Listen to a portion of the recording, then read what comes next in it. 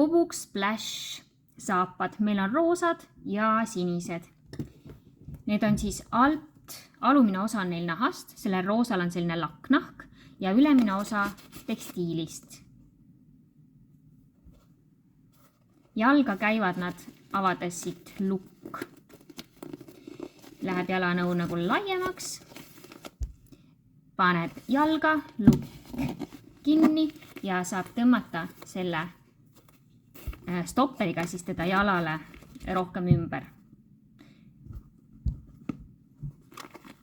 Nad painduvad, ei ole kõige pehmemad, aga täiesti painutatavad.